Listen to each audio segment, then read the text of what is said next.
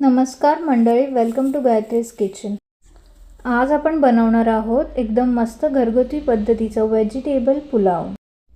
So हा video शेवटपर्यंत नक्की बघा आणि आजच तुम्ही सुद्धा ट्राय करा।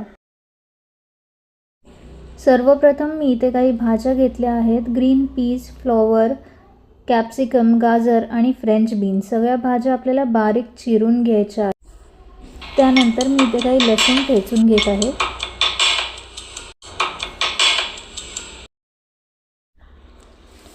तेल गरम झाल्यानंतर त्यामध्ये ठेचलेला लसूण आणि कांदा घालायचा आहे। कांदा छान गुलाबी होईपर्यंत परतवून घ्यायचा आहे। आता यामध्ये घरगुती हिरवा तेजपत्ता टाकते आहे। साधारणपणे तेजपत्ता सुका असतो पण हा घरचा असल्यामुळे हिरवा आहे।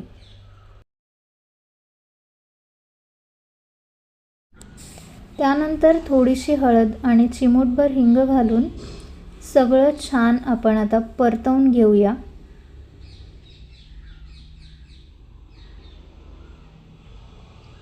हे परतवून झाल्यानंतर आपल्याला यामध्ये पेस्ट टाकायची आहे। तर या पेस्टमध्ये मी इन्ग्रेडियंट्स वापरले आहेत आलं, लसूण, हिरवी मिरची आणि कोथिंबीर। परतवून घेतल्यानंतर बारीक चिरलेल्या भाज्या आपण यामध्ये घालून घ्यायच्या।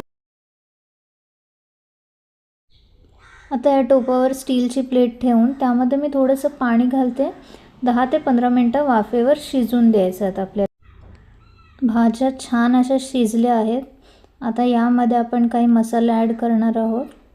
बादशाह बिर्याणी मसाला, लाल तिखट मसाला आणि गरम मसाला। छान परतवून घेऊया।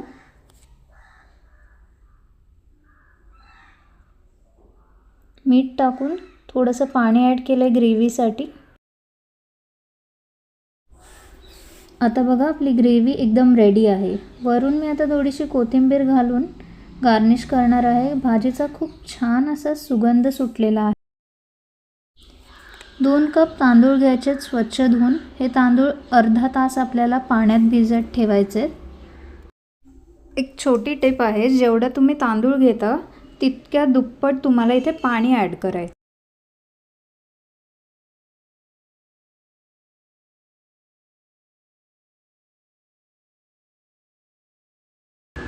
अर्ध्या तासानंतर चाळणीवर काढून 10 मिनिटं निथळत ठेवायचे। इथे मी आता 4 कप पाणी गॅसवर गरम करत ठेवणार आहे एका टोपामध्ये।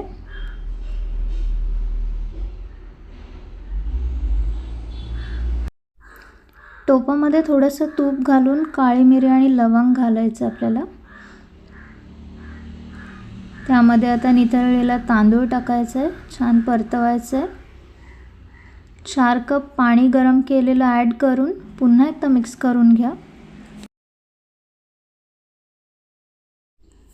थोड्या वेळाने झाकण काढून असं चेक करायचं आहे। पाणी सुकत आलेलं आहे। आता मीठ टाकून घेऊयात चवीपुरतं। पुन्हा झाकण देऊन शिजवून घ्यायचं। आता छानपैकी शिजवून हे मिक्स करून घ्यायचं आपल्याला ग्रेव्ही आणि राईस। पुन्हा एकदा मीडियम फ्लेमवर आपल्याला हे शिजवून घ्यायचं आहे। व्हेजिटेबल पुलाव आवडला असेल तर व्हिडिओला लाईक करा, तुमच्या मित्रमैत्रिणींना शेअर करा आणि सोप्या चविष्ट रेसिपीजसाठी गायत्रीज किचनला सबस्क्राईब करायला विसरू नका।